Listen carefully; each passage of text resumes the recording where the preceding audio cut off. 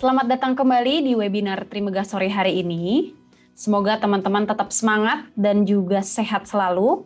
Perkenalkan, saya Diantina Rahmawati yang akan menjadi moderator pada webinar sore hari ini.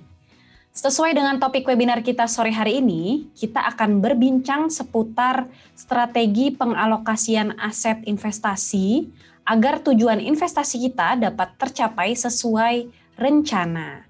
Tentunya teman-teman semua memiliki tujuan masing-masing dong untuk berinvestasi, untuk dana pensiun, untuk dana pendidikan, ataupun untuk berlibur, untuk dana pernikahan. Apapun itu tentunya untuk mencapai tujuan investasi kita sesuai rencana, kita perlu memiliki bekal ilmu, lalu juga kesabaran, dan juga strategi dalam pengelolaan dana dan juga investasi, pemilihan instrumen investasi yang sesuai dengan karakter diri kita dan juga tujuan kita.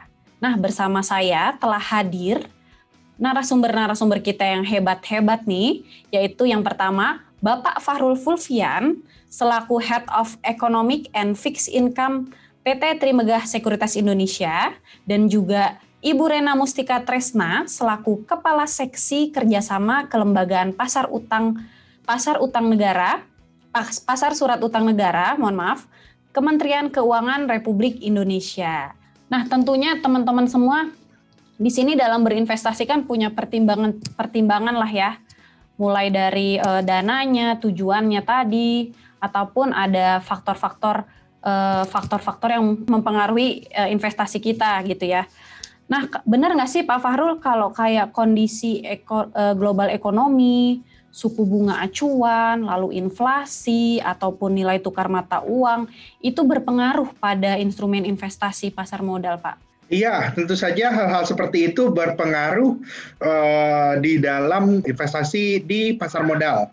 Kita harus pada dasarnya, kalau kita investasi pasar modal, hal yang paling harus kita mengerti di awal itu adalah risk appetite dari diri kita masing-masing. Oke. Nah, setelah kita tahu risk appetite dan juga apa saja yang kita miliki, kita harus tahu dong tabungan kita berapa banyak, terus juga berapa banyak alokasi yang bisa melakukan investasi. Baru setelah kita paham kondisi diri kita, baru kita lihat kondisi pasarnya dan tren ekonomi. Kira-kira kita selalu menyarankan kalau mau masuk sebelum melakukan investasi, hal yang paling penting adalah kenalilah diri kita masing-masing terlebih dahulu. Mengenali diri sendiri, mengenali kemampuan diri kita ya, Pak Fahrul ya? Iya, benar. Karena ya pastinya itu hal yang mungkin cocok untuk orang lain, misalnya cocok untuk Ibu Dian, belum tentu cocok untuk saya, belum tentu juga cocok untuk Ibu Rena. Nah, itu. Nah, setuju. Benar kan, belum tentu cocok seperti itu. Nah, karena ini kebetulan kita harus lihat juga mana hal itu yang kira-kira cocok untuk orang. Ini yang akan kita bahas juga. Oke, baik Pak Fahrul. Nah, tadi kan setelah mengenali diri kita juga salah satu hal yang perlu kita ketahui ekonomi ya, faktor-faktor ekonomi. Mungkin sebelum kita memulai lebih jauh bisa dipaparkan dulu nih Pak market update yang terjadi saat ini.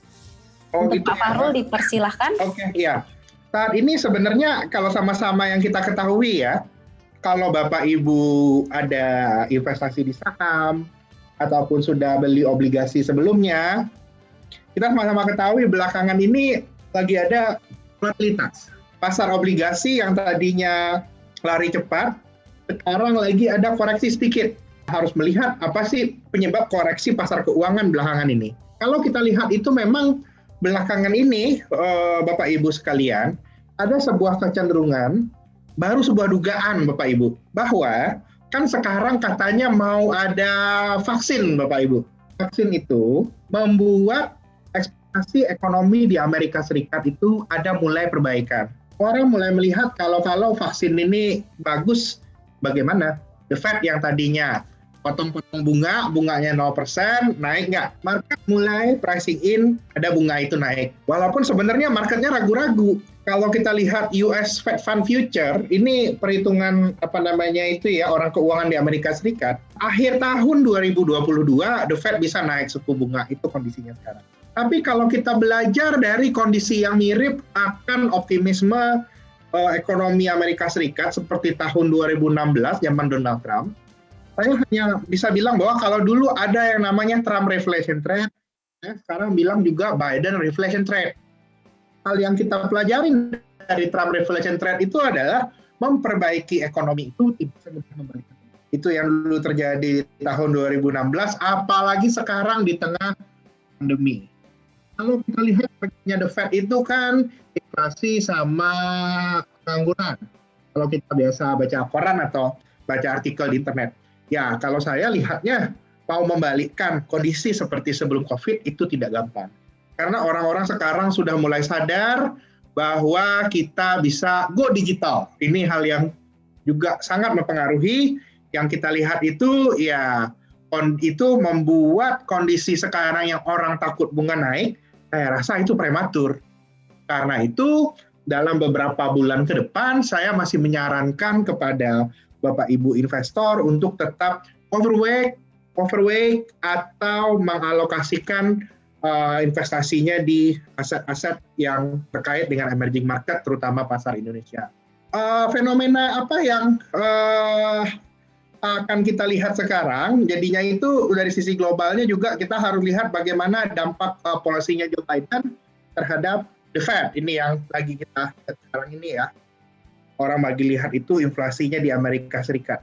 Tapi untuk kita di pasar keuangan ini, Ibu Dian, Ibu Rena, dan seluruh rekan-rekan yang lagi naik, beberapa waktu terakhir itu banyak orang-orang dikejutkan dengan fenomena GameStop, Tesla, saham Tesla naiknya luar biasa, Bitcoin. Sebenarnya kalau kita lihat itu, meruncingnya kenaikan saham-saham dan instrumen investasi ini merupakan hasil dari pertumbuhan money supply atau supply uang yang luar biasa sebagai stimulus dari central bank. Harga-harga. Cuman di satu sisi lain, nah ini dia ini hal yang paling tricky kita hadapi tahun ini, central bank itu dan otoritas fiskal di negara manapun ingin ekonomi kembali. Tapi sayangnya sekarang karena orang ragu di tengah-tengah COVID ini, dikasih stimulus di mana-mana itu pada main saham, Mbak Dian, Ibu Rena. Itu yang kejadian belakangan ini. Di Amerika tiap orang dikasih $2.000, tapi main saham. Itulah akhirnya kejadian kayak Tesla, GameStop 2 minggu terakhir ya, naiknya luar biasa, habis itu jatuhnya luar biasa. Ini hal-hal dinamika seperti ini, hal yang harus kita perhatikan. Bahwa memang ini ya, kita nanti saya mau bahas approach-nya tergantung dari masing-masing. Ini approach pasar dulu. Di kondisi seperti ini, sangat banyak sekali godaan-godaan yang datang. Ibu Dian, Ibu Rena, dan rekan-rekan sekalian. Godaan-godaan yang datang itu seperti apa? Ya seperti ini, gara-gara stimulus itu naik. Orang lihat seakan-akan harga saham-saham itu tidak berhenti untuk naik. Nah, tidak berhenti untuk naik. Memang benar kemarin itu naik, cuman saya mau cerita dulu apa kenyataan yang sebenarnya ada. Nah, ini kan saham udah naik dari 3.500 kemarin tengah tahun lalu, sekarang udah di atas 6.000, kita mau lihat apa yang terjadi. Kalau kita belajar dari Warren Buffett, dia udah bilang bahwa rule nomor 1, jangan sampai rugi. Nah, itu juga penting. Kalau mau investasinya naik, sebisa mungkin jangan rugi. Nah, kalau sebisa mungkin jangan rugi, nah saya mau cerita tren yang kejadian. Nah, ini pelajaran dari rally saham dari awal tahun ini, Bapak Ibu. Kalau Bapak Ibu beli IHSG dari awal tahun itu year to date return-nya itu naik 4%. Habis itu banyak kan kita dengar ada saham, ya saya nggak usah sebut nama emitennya, saham ABC yang naiknya gila-gilaan. Pertanyaannya, setelah siklus saham naik turun ini, worth it nggak kita beli saham yang naiknya benar-benar cepat? Yang kita kadang nggak tahu kenapa tiba-tiba naik, orang rame ngomongin, ya sahamnya naik. Saya golongkan itu di eksotik. Memang benar, bulan Januari itu adalah di eksotiknya naiknya lebih tinggi daripada IHSG. Tapi ternyata kalau kita lihat volatilitas yang muncul, standar deviasinya itu paling tinggi juga di antara indeks mining atau finansial. Pelajaran dari awal tahun sampai hari ini, bahwa untuk mencapai return yang tinggi, terkadang kita harus bisa mengimbangi antara instrumen-instrumen yang resiko tinggi dan juga dengan instrumen-instrumen yang resikonya cenderung rendah. Dan menariknya, year to date yang terjadi itu di pasar saham, instrumen yang lebih aman Bapak Ibu. Bapak Ibu beli BCA, beli BRI dari awal tahun, insya Allah aman, nggak sakit kepala. Nah, harga-harga saham yang lainnya itu turun. Nah, di sisi lain, kalau Bapak Ibu kita semua tahu kan, kita semua ini orang sibuk, bisa mungkin kita nggak mau dengar cerita ada turun dalam investasi kita, pusing. Kalau mau seperti itu, bagaimana caranya? Bisa Bapak Ibu. Kalau Bapak Ibu tidak mau terlalu banyak pusingnya, kita mau tenang, berinvestasilah di pasar obligasi Indonesia. Dari tahun lalu, menariknya, itu naiknya lebih cepat daripada pasar saham. Ini adalah Bloomberg Indonesia Government Bond Index. Dari tahun lalu, itu kenaikan pasar obligasi ini bisa naik sebesar 17%. Ini disupport oleh tren penurunan suku bunga yang sedang terjadi. Jadinya kan kita sama-sama tahu kalau obligasi ini nilainya akan naik kalau tingkat suku bunga turun. Ini tahun depan, tahun lalu BI 125 basis turun, ini kejadiannya. Bond return itu 17%, saya bilang itu hampir nggak ada pusingnya Bapak Ibu. Dijamin oleh negara, mungkin nanti Ibu Rena bisa menjelaskan lebih gamblang ya. Dan juga resiko volatilitasnya relatif lebih kecil. Karena itu Bapak Ibu, untuk investor, terutama investor pemula masuk ke capital market, saya menyarankan selain kita mungkin belajar equity, memang penting kita belajar equity karena semua orang pada ingin untuk saham. Tapi untuk belajar dahulu bagaimana investasi itu yang baik dengan resiko yang terukur akan lebih baik kalau kita banyakkan dulu porsinya itu di obligasi. Itu kira-kira. Dari obligasi kita baru paham apa yang namanya itu compound annual growth rate, karena kita akan mengumpulkan kupon dan lainnya, dan kita bisa menghitung dengan fair tiap tahun kita dapat returnnya itu berapa. Nah, karena kita tahu bahwa kalau tren bunga turun itu obligasi turun, obligasi itu naik harganya, kita harus lagi. Sekarang ini kondisinya gimana? Tahun lalu BI sudah potong 125 basis poin suku bunga. Masih bisa turun lagi nggak? Nah, kalau masih bisa turun lagi atau enggak, kita langsung tanya sama yang punya kebijakan Bapak Ibu. Kita lihat itu low interest rate would still be there. BI ini janji dari Pak Ferry, suku bunga rendah, likuiditas melimpah. Makanya Bapak Ibu jangan kaget sekarang kalau ditawarin deposito sudah tinggal 3-3,5% saja, cross Bapak Ibu. Kalau netnya mungkin sudah 2% saja, orang jadi berpikir, ngapain kita menabung, nggak dapat apa-apa. Jadinya juga tren yang akan saya lihat di tahun ini itu adalah yang sudah lagi terjadi juga, banyak investor yang biasanya duitnya nganggur di deposito mulai mencari aset-aset yang lebih baik. Contohnya itu obligasi negara Republik Indonesia. Untuk beli obligasi negara Republik Indonesia mungkin lebih ribet karena itu ada untuk institusi. Untungnya kita dari Kementerian Keuangan sendiri itu sudah memberikan sebuah produk khusus untuk kita semua, untuk memberikan kita kemudahan berinvestasi tanpa harus ribet seperti obligasi negara yang normal yang nominalnya besar. Kita sudah diberi kesempatan lewat itu di ORI 19. Saya lihat di ORI 19 ini itu adalah kesempatan dari Bapak dan Ibu sekalian untuk secure return yang baik tanpa terlalu pusing dengan volatilitas. Nah, bagaimana ORI 19 itu mungkin akan bisa dijelaskan oleh Ibu Rena setelah ini ya.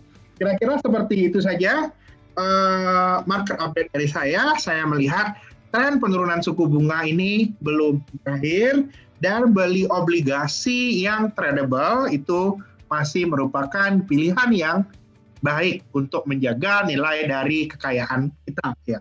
Mudah-mudahan bermanfaat. Terima kasih. Assalamualaikum warahmatullahi wabarakatuh. Waalaikumsalam warahmatullahi wabarakatuh. Terima kasih Bapak Fahrul. Wah, menarik sekali ya teman-teman ya. Kita jadi punya gambaran nih untuk mengalokasikan investasi kita kemana. Kalau tadi dari Pak Fahrul sempat sempat memaparkan bahwa memang saat ini untuk investasi itu kan kita harus mengenal diri kita sama kondisi ekonomi tadi ya. Nah, melalui obligasi menurut Pak Fahrul ya, baik untuk yang baik yang risk profile-nya ini konservatif maupun agresif, ini cocok untuk berinvestasi di obligasi. Untuk teman-teman yang mungkin secara risk profile ini konservatif, dengan melalui obligasi ini risikonya lebih terukur. Dan untuk teman-teman yang memiliki risk profile-nya ini agresif, bisa mengimbangi instrumen yang high risk tadi dengan risiko yang lebih rendah gitu Bapak Ibu. Nah tadi kalau sudah dipaparkan Pak Fahrul mengenai obligasi, sebenarnya obligasi ini juga pilihannya ada banyak nih teman-teman. Ada yang secara penerbitannya yaitu obligasi korporasi, ada juga obligasi negara.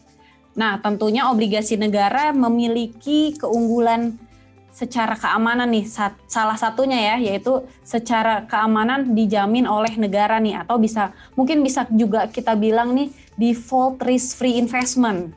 Nah, mungkin Bu Rena di sini akan menjelaskan lebih rinci, lebih tuntas nih mengenai instrumen obligasi negara, khususnya SBN Retail seri ORI 19. Bu Rena mungkin bisa dijelaskan nih ke teman-teman semua di sini, mungkin ada yang baru kenalan juga sama ORI. Sebenarnya ORI itu apa sih Bu Rena? Baik, terima kasih Mbak Dian. Selamat sore Mbak Dian, Pak Fahrul, dan juga rekan-rekan yang sudah bergabung sore ini di webinarnya Trimega. Jadi seperti yang tadi disampaikan Pak Fahrul sudah cukup menarik ya. Pak Fahrul sudah menyampaikan terkait dengan tren di pasar keuangan saat ini, kemudian pilihan investasi seperti apa. Jadi di sini mungkin saya khusus nih mau memperkenalkan salah satu instrumen investasi yang diterbitkan oleh pemerintah bernama ORI. ORI itu apa ya? ORI bukan KW-KW gitu ya. ORI apa gitu. Jadi ORI itu mungkin banyak yang kita juga sering terlupa atau kesalahan untuk singkatannya. Jadi ORI itu sebenarnya singkatannya obligasi negara retail. Obligasi negara retail. Jadi sudah sangat digambarkan dengan kepanjangannya bahwa ini merupakan salah satu obligasi yang dikeluarkan oleh pemerintah di milik negara Republik Indonesia. Diperuntukkan bagi investor individu warga negara Indonesia di pasar perdana. Nah, jadi ORI ini instrumen SUN yang memang hanya dapat dibeli oleh warga negara Indonesia gitu. Oleh WNI saja di pasar perdana. WNA tidak bisa beli, hanya orang yang punya nomor induk kepegawaian ya, punya KTP yang bisa beli ORI ini. Nah, saat ini pemerintah menerbitkan ORI sudah yang ke-19 kalinya. Jadi yang saat ini sedang ditawarkan yaitu ORI ke-19 atau ORI 19.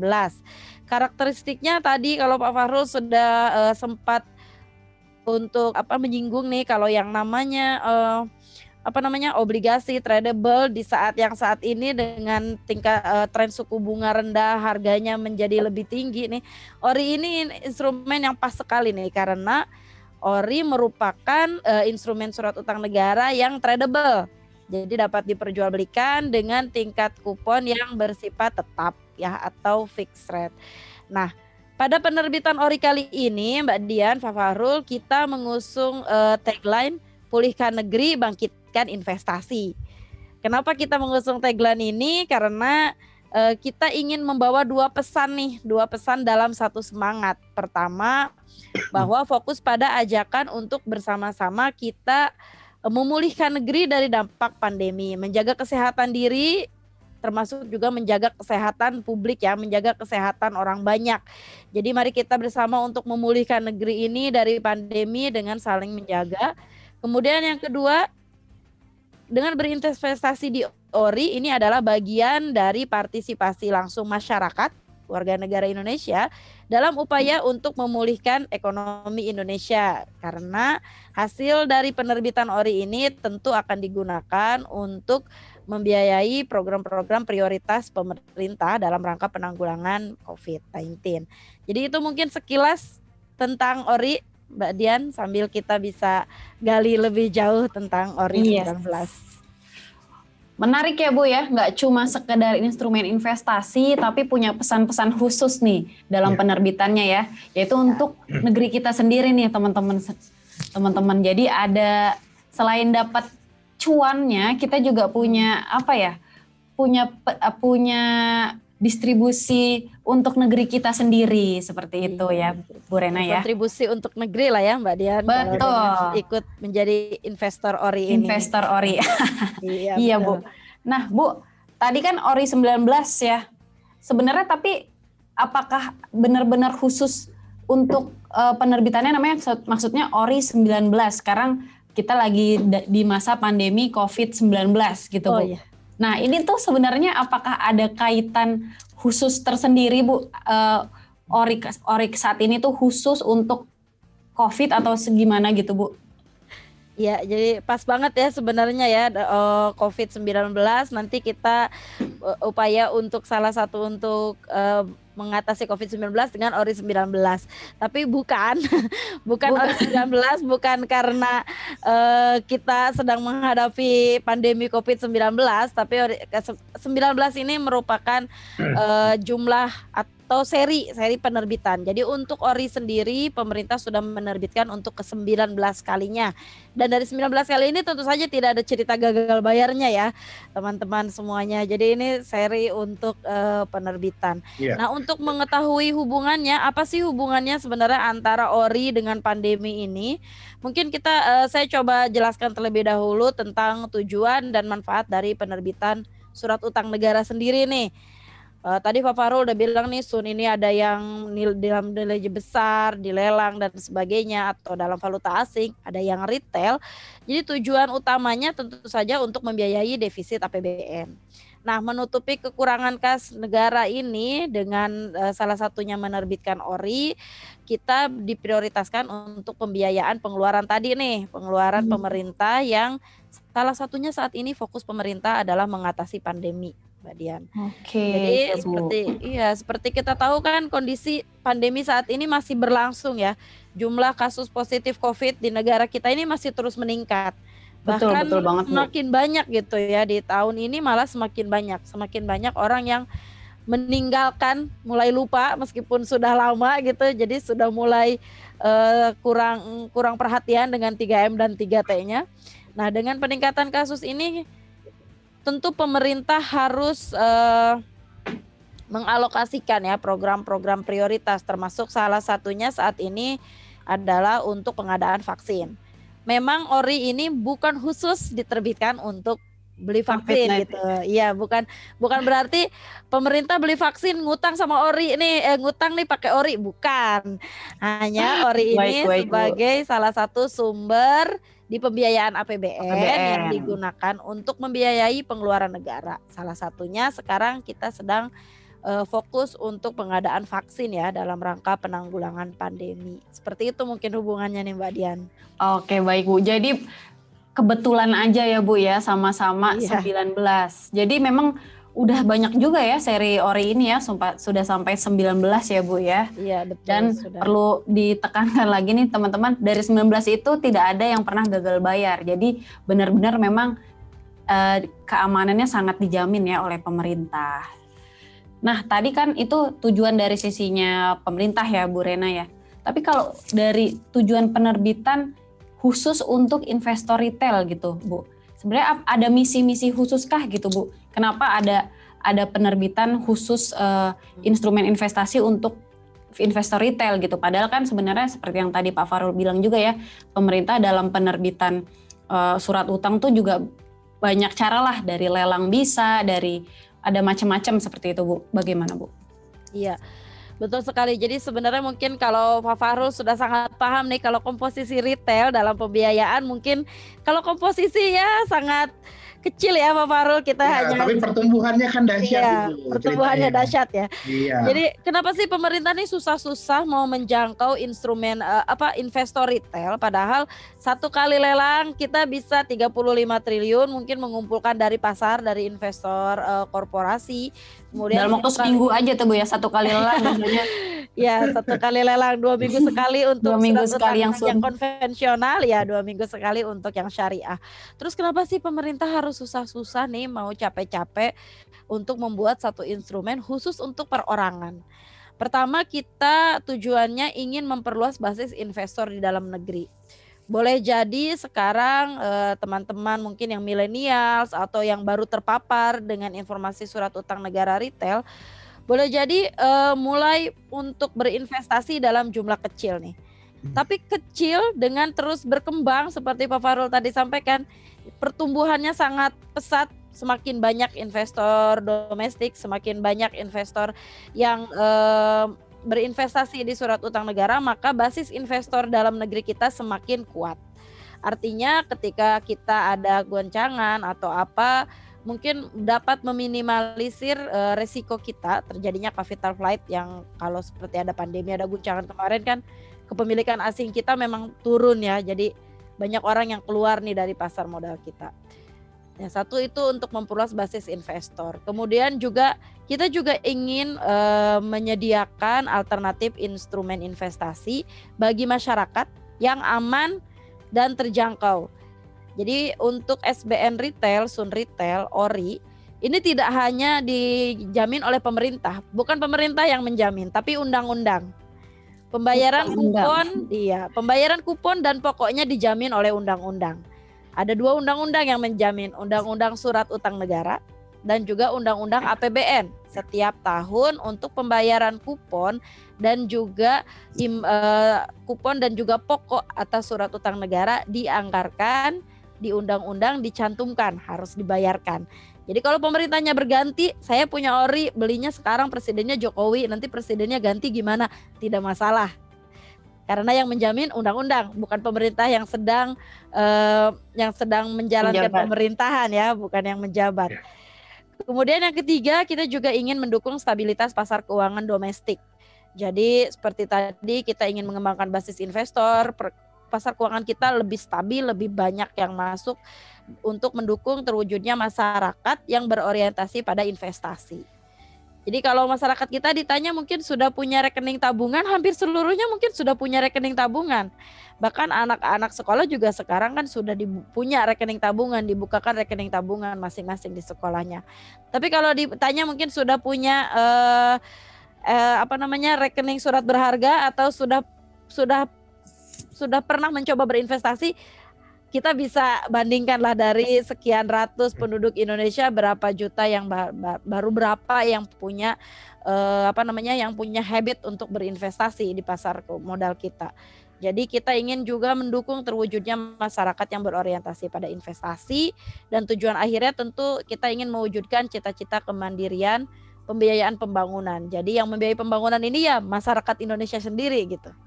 Seperti itu mungkin Mbak Dian, kenapa pemerintah punya tujuan ingin selalu menerbitkan surat utang negara yang retail khusus. Wah, benar-benar ini ya Bu ya, tujuannya sangat mulia semua nih Bu. Mulia semua. Nah Bu, sebelum teman-teman memutuskan untuk pesan nih Bu, mungkin bisa dipaparkan Bu, detail produk dari ORI 19 ini seperti apa Bu?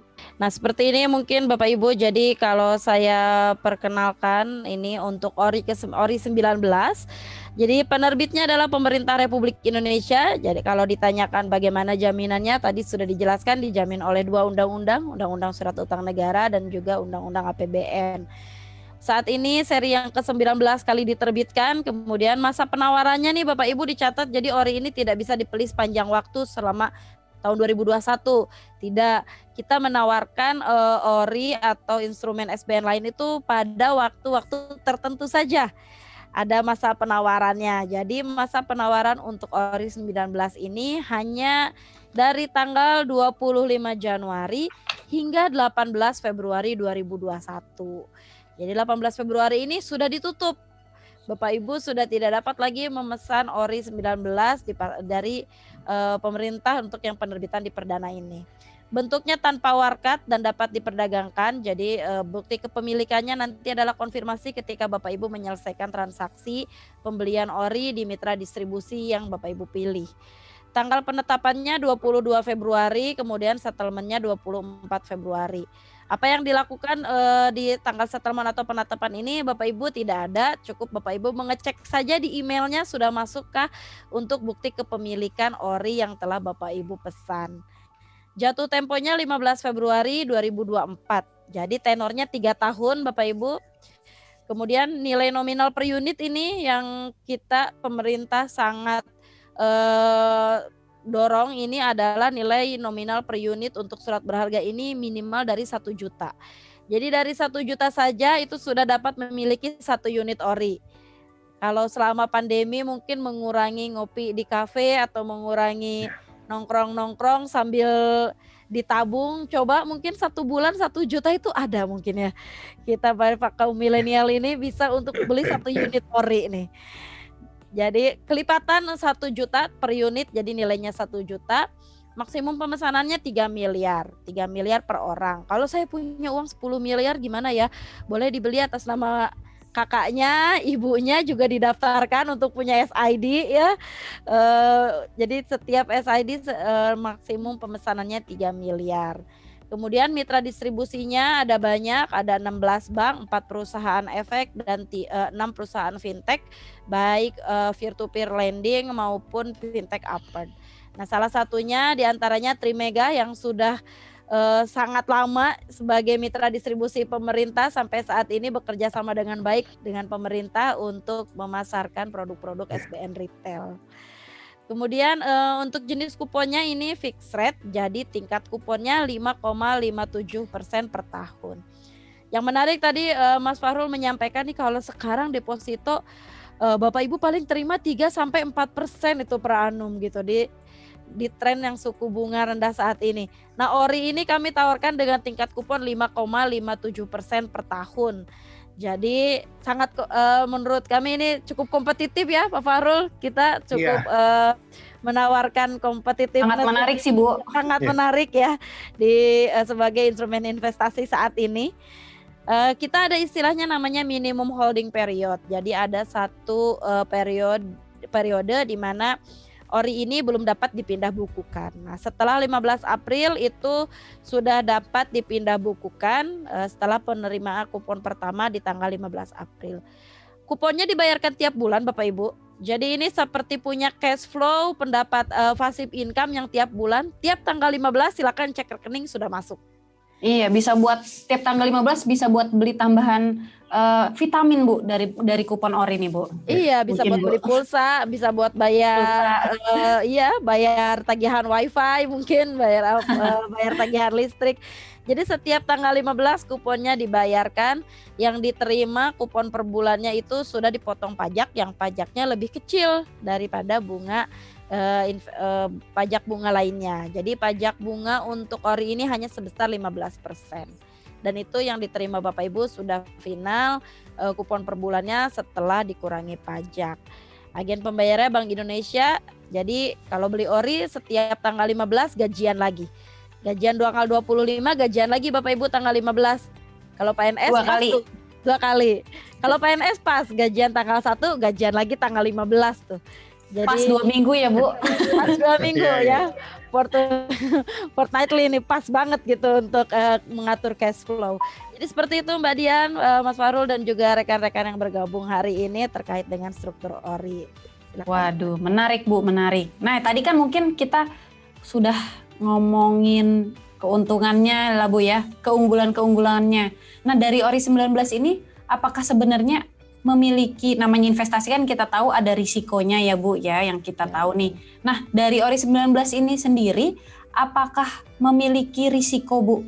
Kalau namanya kita berinvestasi ya mungkin tidak ada investasi yang zero risk ya mungkin ya.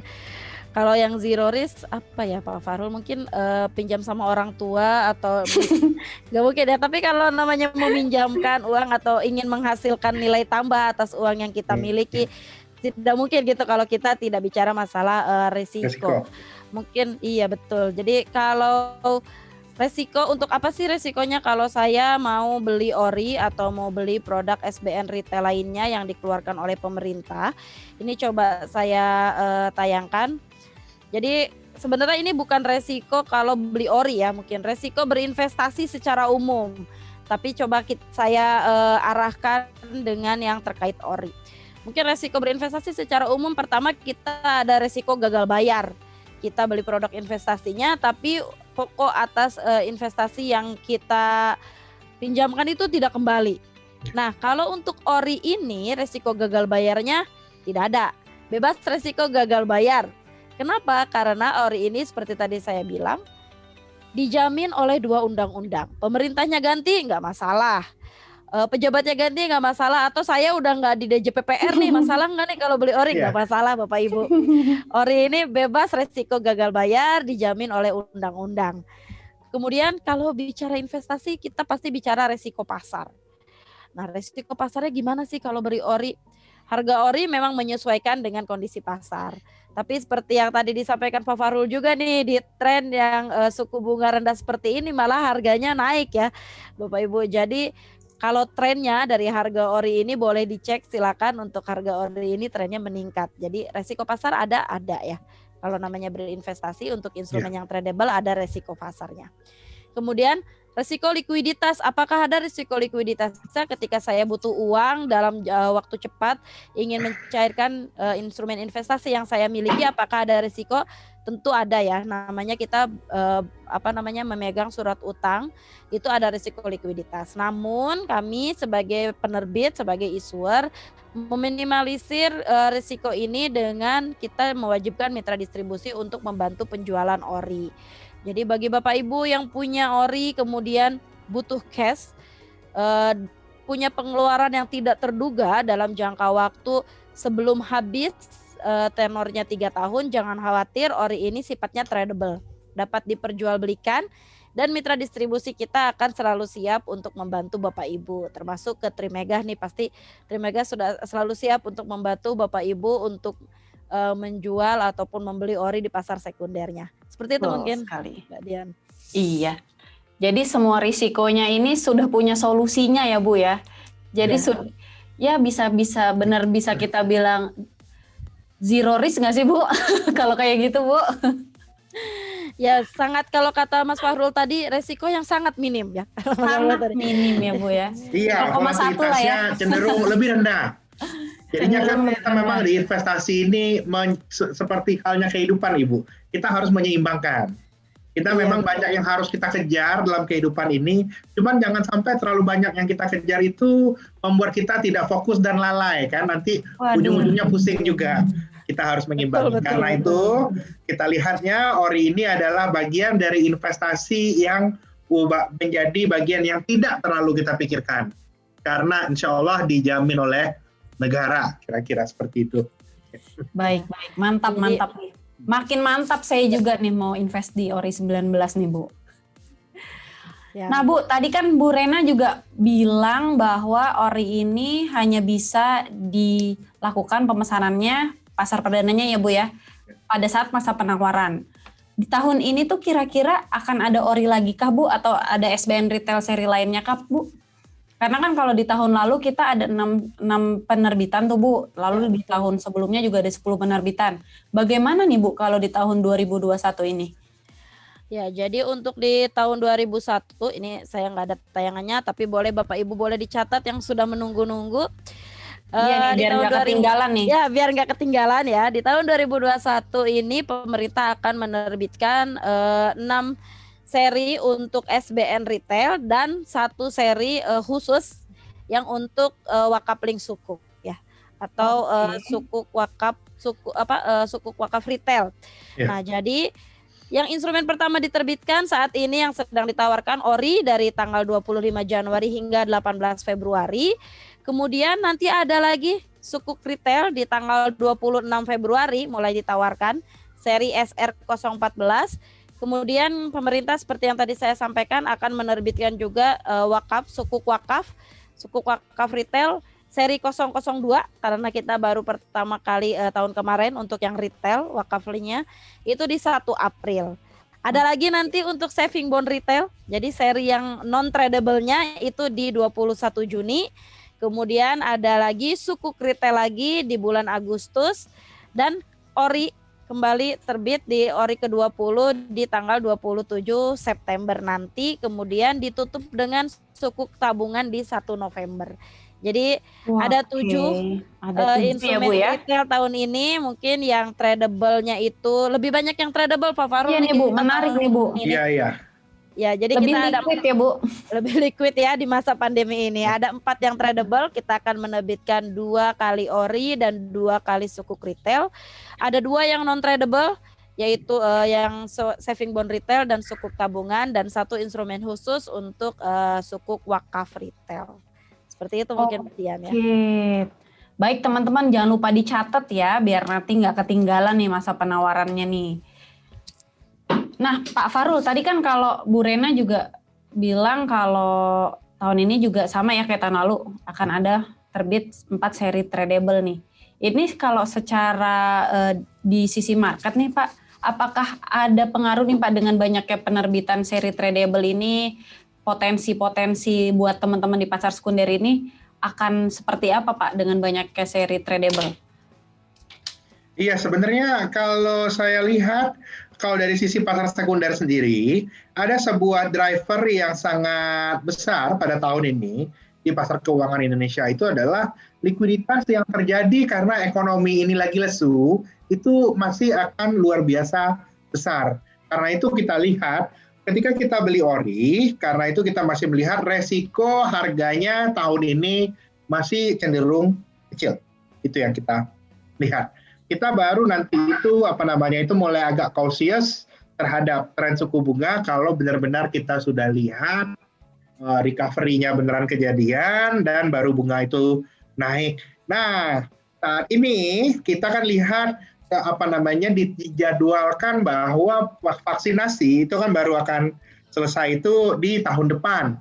Karena itu kita lihat banyaknya likuiditas yang ada sekarang itu akan menopang pasar sekunder kita. Dan mungkin kita sebagai salah satu penjual dari obligasi retail kan juga memberikan harga di pasar sekunder yang kompetitif. Mungkin Ibu Dian lebih bisa menjelaskan. Yes, betul sekali. Oke. Nah, Pak Farul, kalau gitu boleh nggak sih diinfo nih ke teman-teman? Kan tadi mungkin Bu Rena juga bilang kan akan ada yang seri tradable sama non tradable nih. Iya. Ini mungkin teman-teman juga lagi mikir nih kapan ya? Kami harus beli yang tradable, kapan nih harus beli yang non tradable? Atau memang sebaiknya punya semua nih Pak Farul dan Bu Rena? Kalau saya dari sisi investasi kita lihat timingnya. Sekarang kan ceritanya bunga lagi turun, mungkin dari 100% portofolio obligasi kita, 70% boleh tradable. Nanti tahun depan akan ketemu lagi dengan saya dan Ibu Rena, akan ceritanya mungkin udah beda ya. Kita sudah berhasil mengendalikan kasus COVID, ekonomi membaik. Nah, kondisi itu nanti saya akan menyarankan rekan-rekan perbanyaklah yang non tradable karena adanya kemungkinan suku bunga naik. Itu karena itu kita harus rajin-rajin baca, rajin-rajin dengar market update, rajin-rajin ikutan webinarnya Trimegah biar kita tidak ketinggalan tren yang ada saat ini. Iya betul, bisa ikutan sesi market talk sama investok ya Pak Farul ya. Iya benar, biar nggak ketinggalan. Selasa, Rabu, Kamis market talk dan juga untuk setiap hari Jumat ada investok jam 6 sore. Iya. Oke. Kalau dari Bu Rena mungkin ada tambahan nggak Bu? Iya, jadi sudah disampaikan nih sama Pak Farul kalau pertimbangannya dari sisi pasar. Mungkin kalau dari saya sebagai yang dari penerbit dikembalikan juga kepada tujuan investasinya Bapak Ibu, karena kami menerbitkan untuk yang seri tradable dan non tradable itu tenornya berbeda, strukturnya berbeda. Mungkin seperti misal untuk yang seri tradable kita tenor 3 tahun, yang non tradable itu 2 tahun. Kemudian yang tradable ini Bapak Ibu dapat diperjualbelikan, dapat dilepas ketika Bapak Ibu perlu, tapi untuk yang seri non tradable ini di hold to maturity atau dapat early redemption untuk 50% gitu kan maksimum. Jadi dikembalikan lagi dengan tujuan investasi Bapak Ibu yang paling sesuai saat ini, yang dibutuhkan dan dapat memberikan nilai lebih atas investasi Bapak Ibu seperti apa. Tapi pemerintah Oke. akan tumbang opsi-opsinya. Ada yang non tradable, ada yang tradable Ya. dan aman terjangkau. Yes, jadi balik lagi nih ya ke teman-teman nih, kebutuhannya yang mana sih? Seperti itu.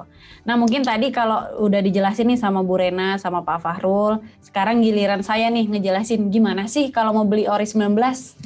Nah Ori 19 ini hanya bisa dibeli melalui mitra distribusi yang ditunjuk oleh pemerintah. Salah satunya adalah Trimegah. Nah gimana caranya? Caranya teman-teman bisa langsung kunjungi website kita di sbn.trimegah.id. Untuk teman-teman yang sudah menjadi investornya Trimegah, bisa langsung registrasi saja, lalu nanti akan dikirimkan username dan password ke email masing-masing, lalu bisa login dan langsung melakukan pemesanan. Setelah melakukan pemesanan, bisa langsung melakukan pembayaran ya teman-teman, karena waktu dari pemesanan hingga pembayaran itu diberi waktu 3 jam untuk kode billingnya. Dan untuk teman-teman yang belum menjadi nasabahnya Trimegah, bisa melakukan registrasi dulu, sama di link yang sama. Nanti setelah memiliki sub-registry dan juga SID, bisa langsung melakukan pemesanan. Dan kita juga punya tadi ya untuk SBN untuk Ori 19 ini bisa dibeli dengan syarat satu, hanya untuk warga negara Indonesia yang ditujukan dengan pemilikan IKTP yang tercatat di Dukcapil, lalu memiliki rekening bank untuk penerimaan kupon maupun pokoknya ya. Tapi kalau mau ditransfer ke saya juga nggak apa-apa, nanti saya share nomor rekeningnya. Lalu juga tadi ya untuk yang belum menjadi investor Trimegah bisa membuka rekening dulu di Trimegah secara online. Dan yang terakhir memiliki SID dan juga sub-registry. Nah kita juga punya program-program menarik nih buat teman-teman yang beli di Trimegah. Kita punya cashback dengan nilai hingga jutaan rupiah. Nanti ini detailnya juga bisa dilihat di website kita. Lalu kita juga ada program buyback. Jadi program membeli kembali Ori 19 teman-teman nih di tanggal dan dengan harga yang sudah kita setujui bersama, yaitu akan di buyback di tanggal 15 April 2021 dan juga harganya itu hingga 100.2%. Jadi artinya dengan mengikuti program buyback, teman-teman sudah dipastikan mendapatkan capital gain nih pada saat 15 April. Dan tadi untuk teman-teman yang nggak ikut program buyback, jangan khawatir, nanti kalau teman-teman memang di tengah jalan nih butuh dana atau ingin mencairkan Ori 19-nya ini, tenang aja, Trimegah sudah berkomitmen menjadi standby buyer dengan harga yang sangat kompetitif. Dan yang terakhir, kita di sini memfasilitasi teman-teman dengan bebas biaya custody dan juga penyimpanan. Jadi pure 100% investasi teman-teman tuh dananya hanya untuk investasi, nggak ada biaya admin atau apapun. Seperti itu. Nah mungkin kita lanjut ke ini aja ya, Bu Rena dan Pak Fahrul, ke sesi tanya jawab karena nih udah pertanyaannya udah banyak banget nih, kayak keranjang Shopee saya yang belum direalisasikan nih, udah sampai 9999 nih ya. Langsung aja. Yang pertama dari Bapak Joseph. Terima kasih Pak Joseph sudah bertanya. Yang pertama yaitu, apa yang akan terjadi pada pasar modal apabila WHO menetapkan kita bebas COVID-19? Mungkin bisa dijawab oleh Pak Fahrul. Mungkin pertanyaannya adalah apa yang terkait hal tersebut. Yang akan terjadi adalah Pak, kalau seandainya dinyatakan bahwa Indonesia itu bebas COVID-19, hal yang akan terjadi itu saya melihatnya mungkin dari beberapa bulan sebelumnya, biasanya kan udah kelihatan itu Pak. Pasar saham akan cenderung rally lebih dulu.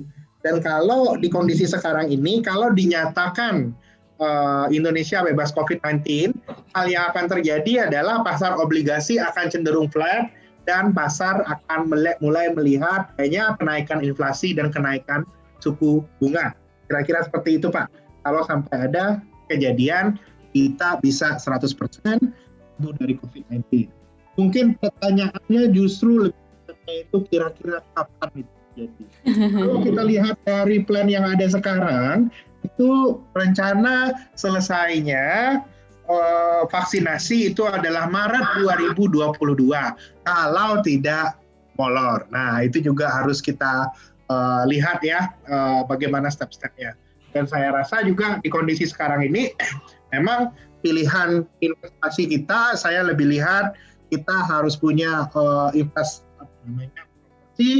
instrumen obligasi yang sesuai karena ketidakpastian masih cenderung tinggi. Kira-kira seperti itu, Pak. Baik, terima kasih Pak Fahrul, Pak Joseph. Lalu pertanyaan selanjutnya dari Fisma Khalifah.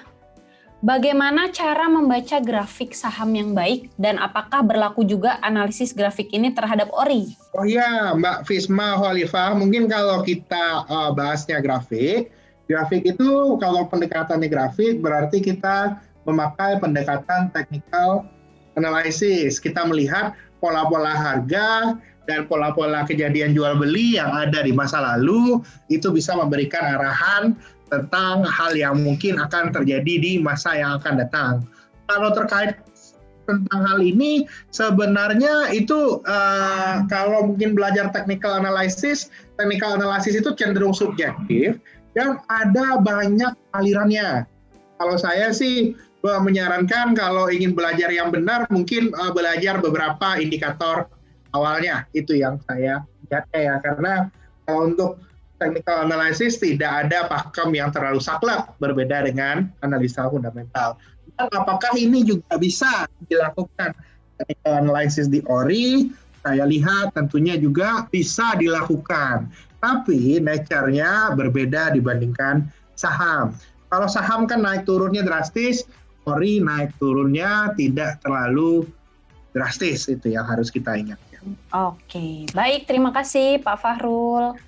Pertanyaan selanjutnya dari Bapak Erik Ari, izin bertanya, untuk Indonesia Bond ini menurut beberapa pakar katanya sudah mulai akan ada penurunan harga karena supaya yield-nya naik dan menarik buat asing. Apakah harga obligasi RI akan turun terus sekarang dan kemudian untuk pasar saham korelasi positif atau bertolak belakang dengan obligasi ini? Mungkin masih ke Pak Fahrul? Iya, kalau saya boleh cerita, kalau mau cerita yield naik, sudah terjadi Pak. Itu mungkin yang terjadi di awal bulan Januari, yang tadi saya ceritakan itu reflation trade. Gara-gara orang tiba-tiba mikir, kayaknya Amerika kece nih, ada Joe Biden, presiden barunya. Dan saya sih melihat di kondisi saat ini, cerita untuk yield Indonesia naik, itu kalau bahasa orang marketnya Pak, sudah price in. Sudah hal yang menjadi pengetahuan umum di market. Pertanyaan selanjutnya, apakah akan naik lagi? Kalau menurut saya, melihat angka inflasi yang kemarin, 1,55%. Rendah sekali inflasi Indonesia. Inflasi Amerika 1,4, inflasi Indonesia 1,5. Kaget nggak? Terus bunganya Amerika 0%, Indonesia masih bisa 3,75% suku bunga acuannya. Saya sih melihat di kondisi yang sekarang ini, tesis tentang yield masih akan naik banyak, itu sudah terbatas. Saya mulai melihat adanya kemungkinan yield itu turun. Lalu bagaimana dampaknya dengan pasar saham? Di kasus Indonesia, karena pasar keuangan kita itu didrive oleh flow investor asing, kecenderungannya saham dan obligasi itu korelasinya positif. Obligasi naik, saham juga naik, begitu pula sebaliknya.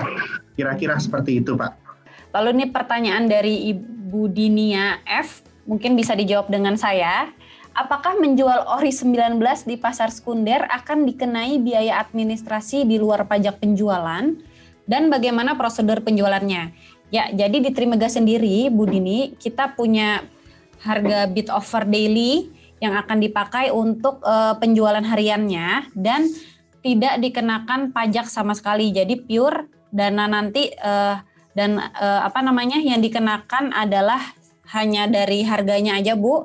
Prosedurnya juga mudah, nanti bisa kirim email ke kami yaitu di feed@trimega.com lalu bisa melakukan penjualan. Seperti itu, Bu. Ya. Lalu pertanyaan selanjutnya dari Bapak Burhan Urai, bagaimana proyeksi tren suku bunga dan yield ORI ke depannya? Dan juga bagaimana proyeksi frekuensi penerbitan SBN retail di tahun-tahun mendatang? apakah lebih banyak frekuensinya dibandingkan tahun 2020 dan 2021? Mungkin nih Bu Rena bisa dibantu, Bu. Untuk Pak Burhan, mungkin kalau proyeksi tren suku bunga dan yield ori ke depan nanti pemerhati market ini Pak Farul bisa menambahkan. Jadi kalau saya ditanya bagaimana proyeksi frekuensi penerbitan SBN retail di tahun-tahun mendatang, nah untuk 2021 sendiri seperti tadi yang saya sampaikan, untuk frekuensinya 7 kali penerbitan dengan instrumen tradable-nya lebih banyak. Kemudian satu penerbitan untuk yang instrumen khusus tadi ya, untuk yang sukuk wakaf. Jadi jumlah penerbitan di 2021 ini untuk yang retail itu sama Mbak Dian dengan yang 2020 gitu. Nah, kedepannya apakah pemerintah apakah pemerintah akan 7 instrumen ini lagi yang diterbitkan ataukah lebih gitu ya. Kalau Bapak Ibu mungkin melihat, teman-teman semua melihat di 2019 itu pemerintah sempat menerbitkan retail 10 kali ya. Betul. Mitra distribusi tiap bulan menerbitkan SBN retail tanpa henti gitu ya, nggak ada liburnya gitu. 2019 itu kita menerbitkan 10 kali dengan tujuan ingin memang memperdalam basis investor dan kita ingin mengembangkan nih untuk yang habit investasi ini, mengajak teman-teman berinvestasi dengan hampir tiap bulan kita menerbitkan SBN retail. Kemudian di 2020 kita adjust lagi, melihat kondisi di pasar, melihat juga kondisi keuangan kebutuhan pembiayaan negara, di adjust lagi. Di 2021 pun begitu. Ada banyak pertimbangan untuk menentukan frekuensi penerbitan ini. Pertama, kebutuhan, tentu saja berangkat dari kebutuhan. Jadi pemerintah menerbitkan instrumen retail tidak serta-merta karena ingin menerbitkan gitu ya. Pemerintah menerbitkan tentu dengan berangkat dari kebutuhan. Pola kebutuhannya seperti apa, berapa yang dibutuhkan, kemudian ditentukanlah instrumen yang saat ini cocok untuk diterbitkan bagi masyarakat Indonesia gitu. Yang sesuai juga dengan appetite di pasar. Jadi bagaimana tren ke depannya tergantung dengan berangkat dari kebutuhan pembiayaan dan juga kondisi pasarnya gitu. Tapi untuk 2021 ini sama dengan 2020 untuk frekuensinya. Mungkin seperti itu Mbak Dian. Terima kasih Bu Rena. Lalu pertanyaan selanjutnya dari Bapak Vigo Agung Syahbani. Kira-kira sampai kapan tren obligasi ini dapat berjalan? Mungkin dikaitkan dengan market update Pak Fahrul tadi nih.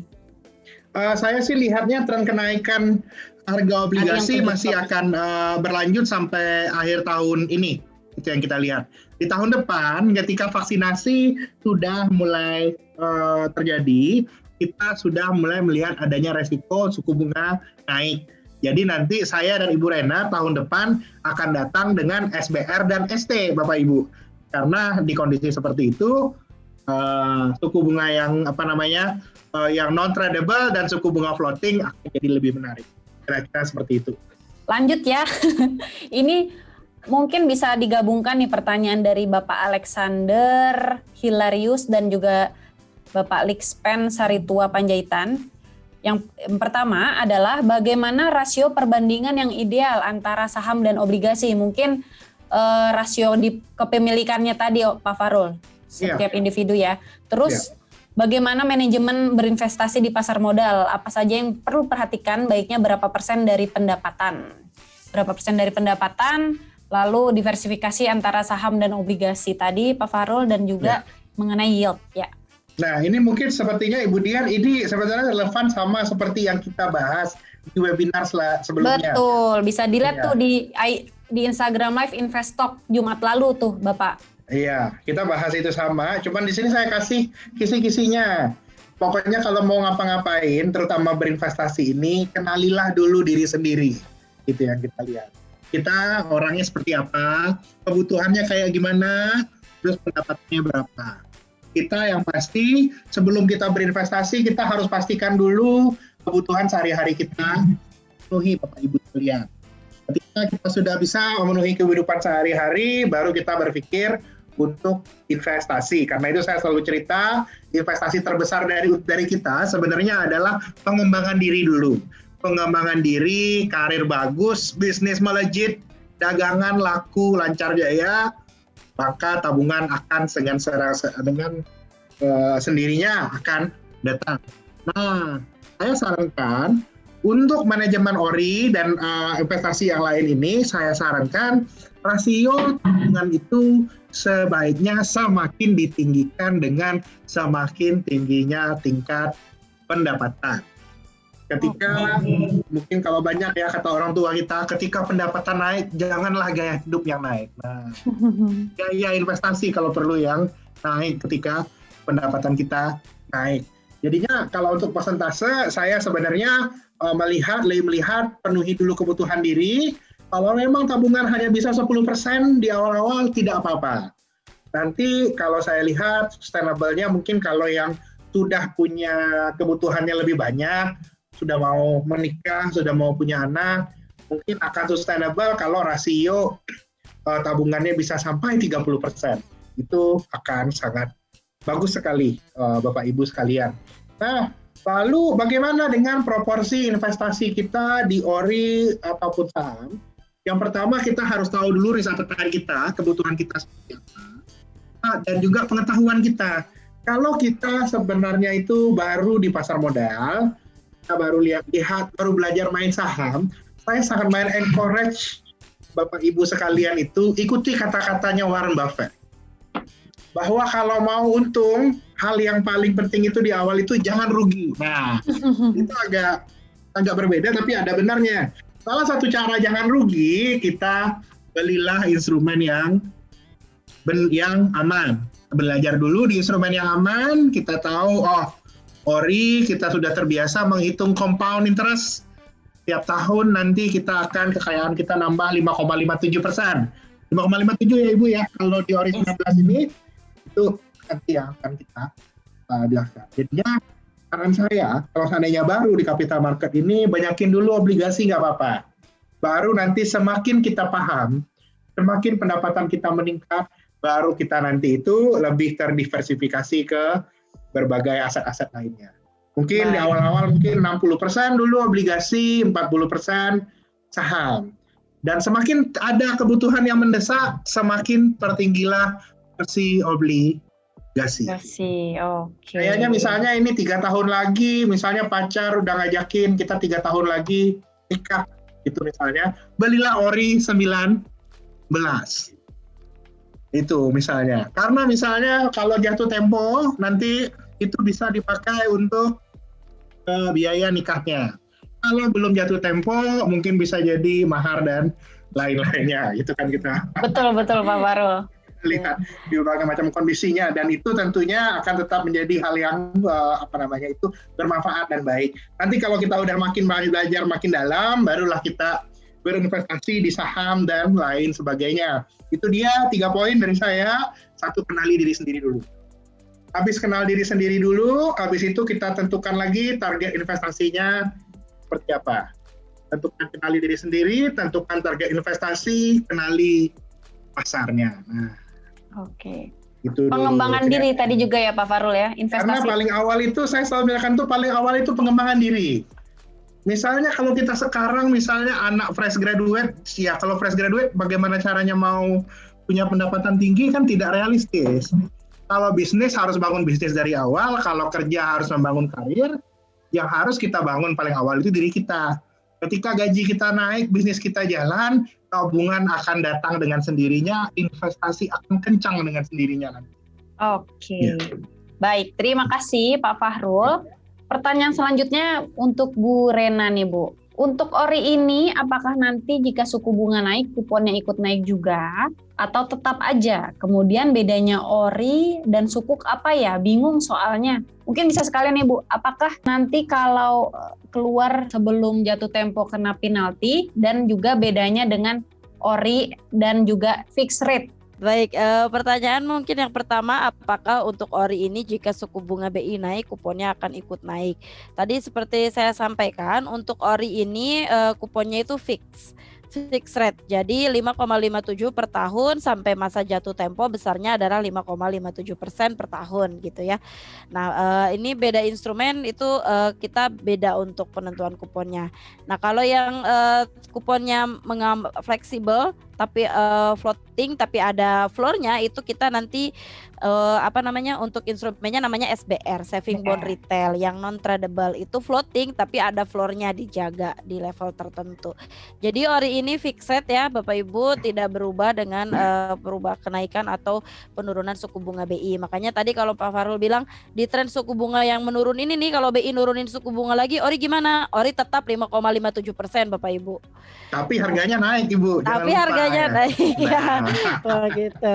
Nah, apalagi kalau kadang kita di webinar ini sering banyak yang menyampaikan, oh iya aman, oke, sudah percaya gitu, aman.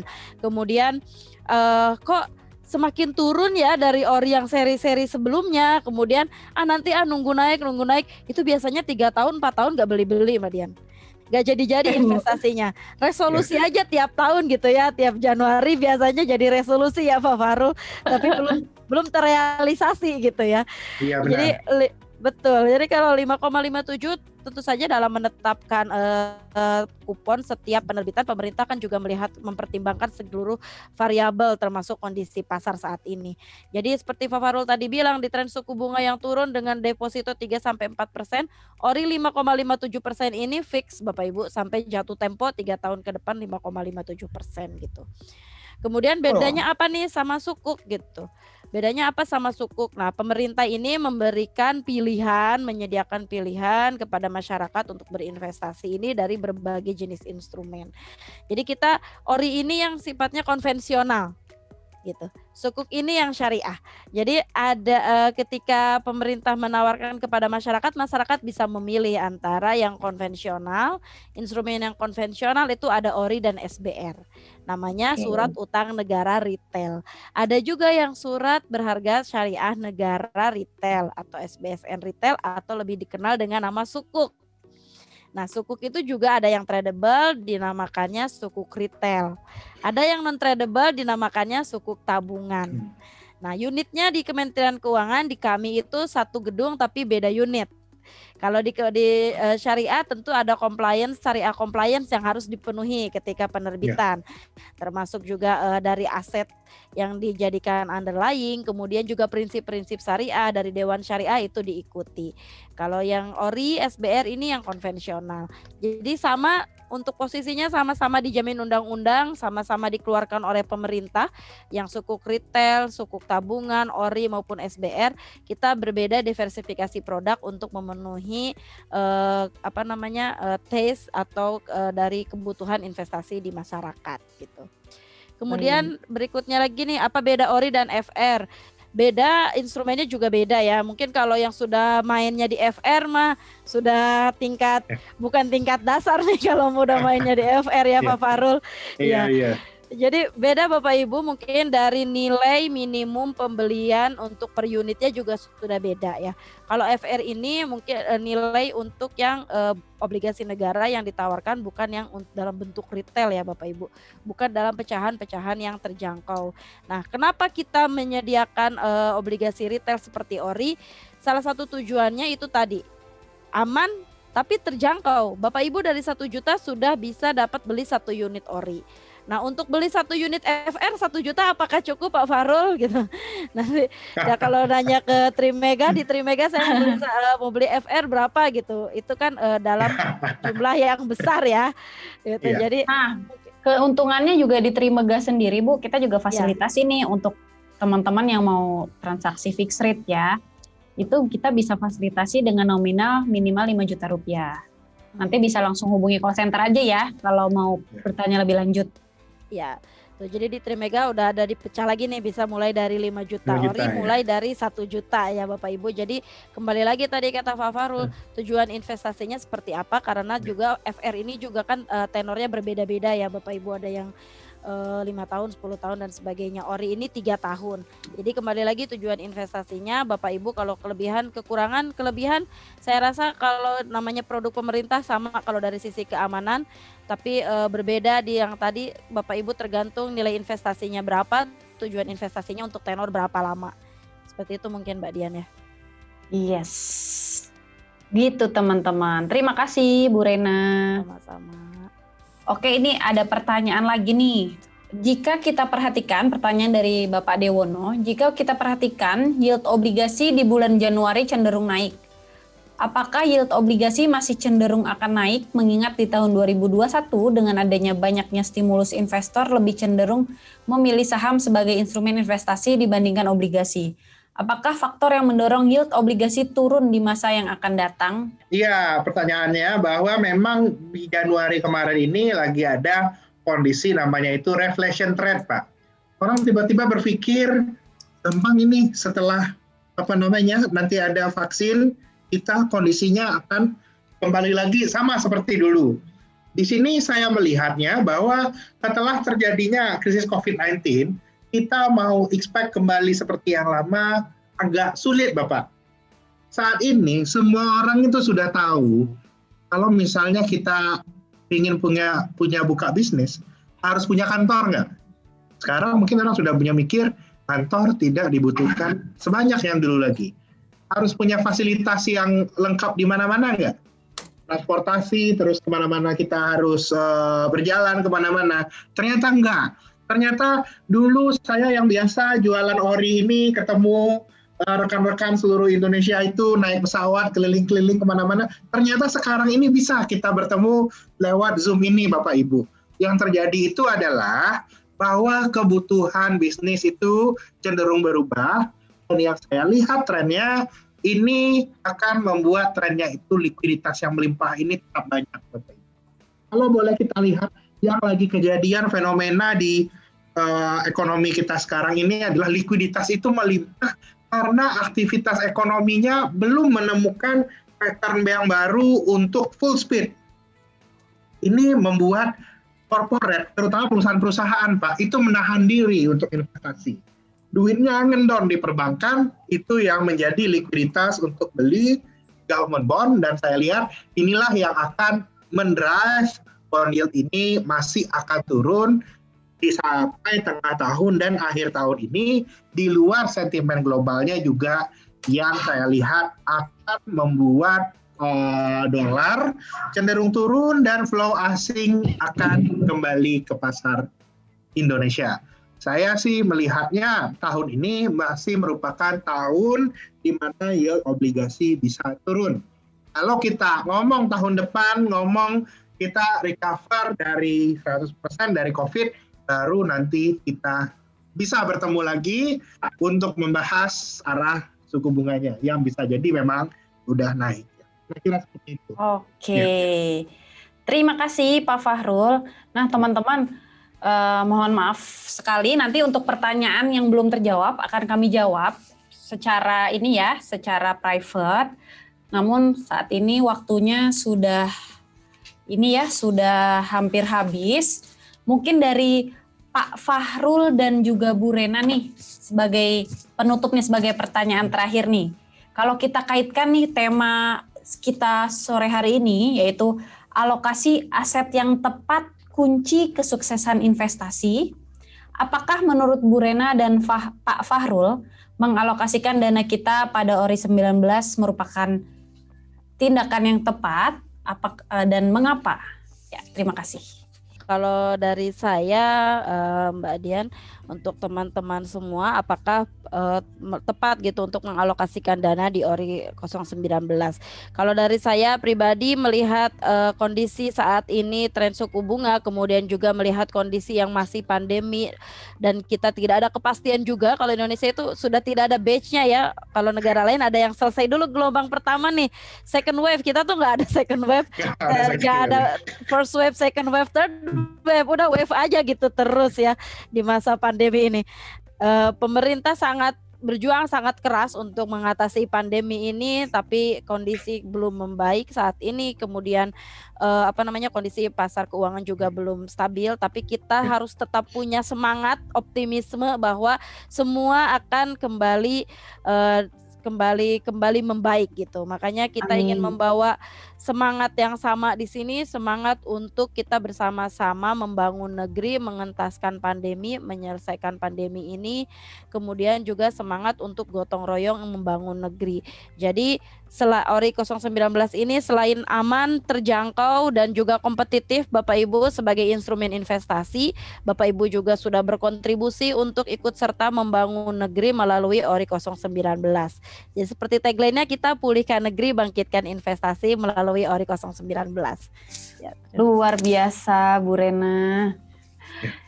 Ini Bu, apa namanya mah? Nasionalisme saya tuh langsung ini Bu. Tergugah ya. Langsung banyak. Iya, Bu. Sayang saya nggak boleh beli soalnya. Menitip Bu di saya Bu. Iya ya, kalau pegawai DJPPR tidak boleh beli. Nanti kalau pegawai DJPPR boleh beli, kuponnya seenaknya gitu ya. Jadi kita dilarang beli. Aduh sayang banget ya Bu Rena ya. Ya. Baik, kalau dari Pak Fahrul gimana nih? Ya, mungkin kalau dari saya soal pilihan investasi yang baik, seperti yang saya awal tadi cerita, kita harus tahu dulu kebutuhan kita itu seperti apa dan ya kita orangnya bagaimana ya.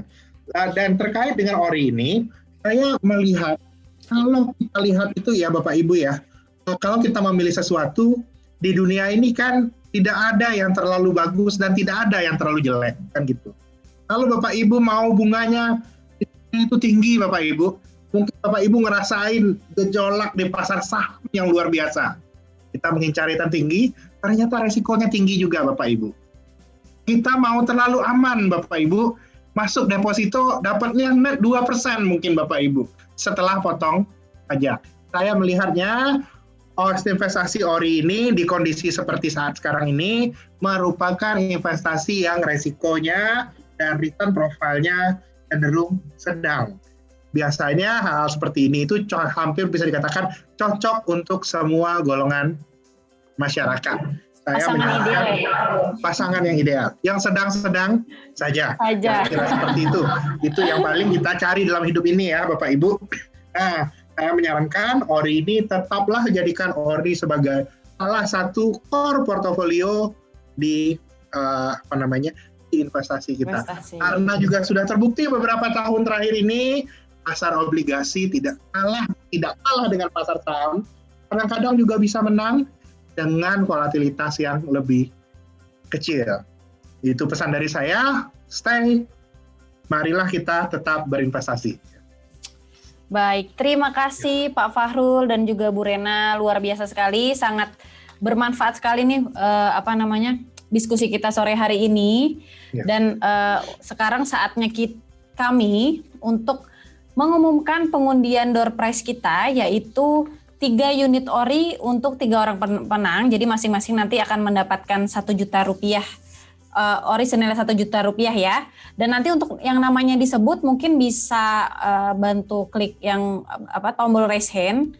Dan untuk namanya akan saya panggil 3 kali. Jika nanti tidak muncul akan dianggap gugur ya. Baik, untuk yang pertama yaitu Alexander Hilarius Fuad. Oke, ada ya. Selamat ya Bapak. Nanti akan kami email ya untuk kelanjutannya seperti apa.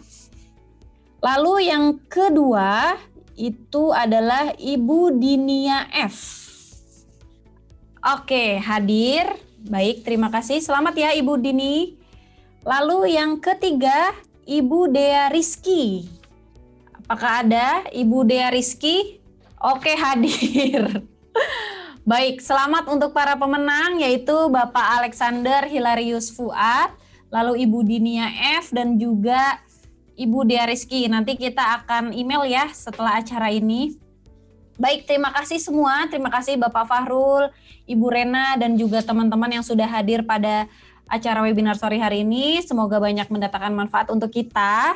Tetap jaga kesehatan, tetap patuhi protokol, dan bisa berinvestasi Ori 19 karena dengan berinvestasi Ori 19 kita juga sudah membantu membangun negeri, yaitu pulihkan negeri, bangkitkan investasi. Baik, selamat sore. Terima kasih semuanya. Ya, sore. Terima kasih Mas Fahrul. Sampai bertemu lagi. Ya. Terima kasih Pak Helmi. Ya.